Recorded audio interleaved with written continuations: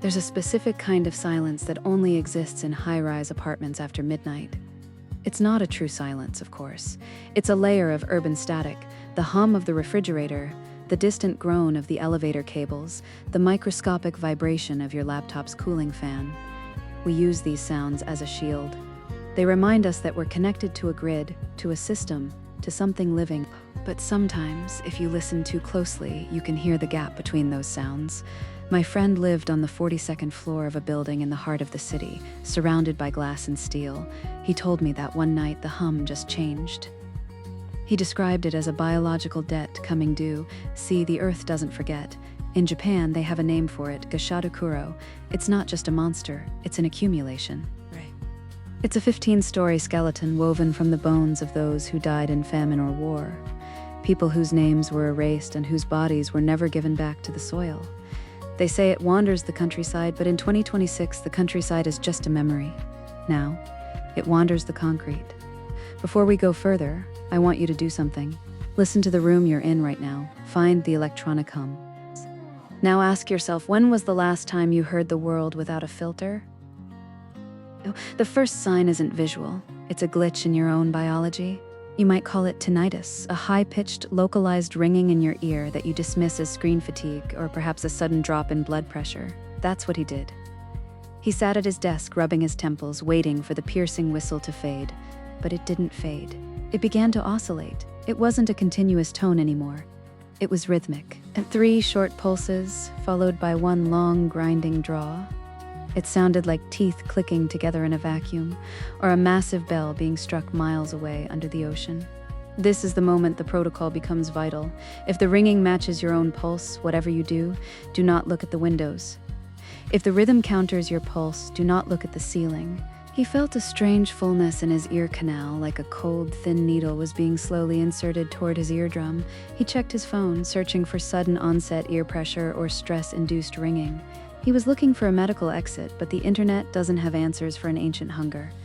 The air in his apartment felt heavy, and the floor began to tilt almost imperceptibly, as if the entire skyscraper was leaning under the weight of something massive leaning against it. Then he heard a single sharp click, not from his ears, but from the other side of the room. He finally looked toward the window. The city skyline was still there, but it looked different, distorted. He saw what he thought was a new construction crane standing between the buildings. It was a series of sun-bleached, curved white beams reaching up into the clouds. He watched it for a long time, waiting for it to move, for a signal light to blink.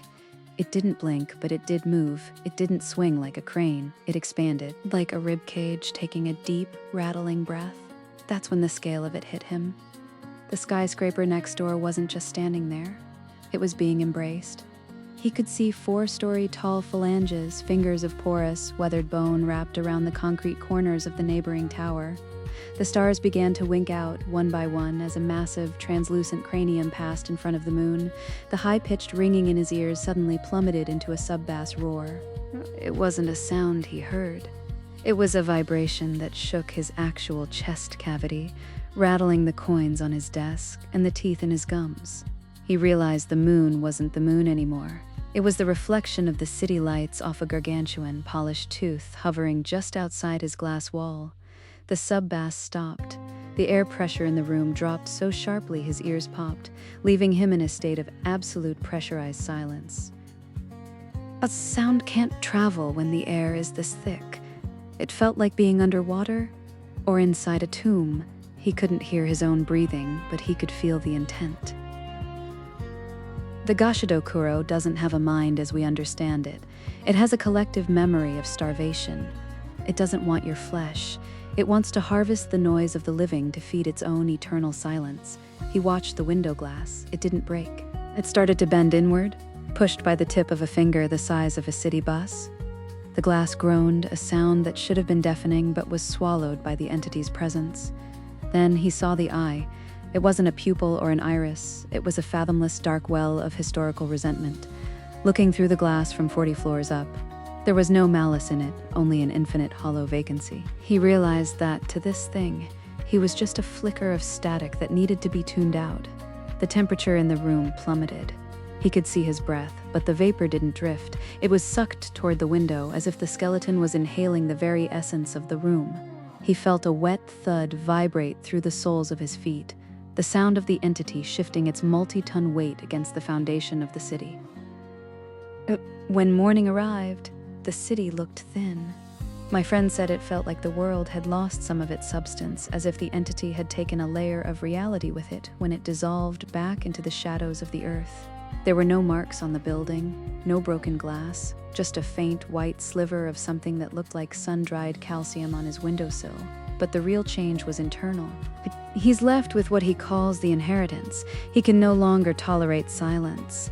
Every time a room goes quiet, the rhythmic clicking returns. 3 short pulses, 1 long draw. He sleeps with 3 fans running and a white noise machine at full volume, but he says he can still hear it underneath. If you're wearing headphones right now, I want you to pay attention to the gap between my words. If you hear a faint metallic ringing, if you feel a slight pressure in your left ear canal, don't look up. The Gashadokuro has already measured the height of your building. It's just waiting for the static to die down so it can finally hear you. Don't let it be quiet. Whatever you do, don't let the room go silent.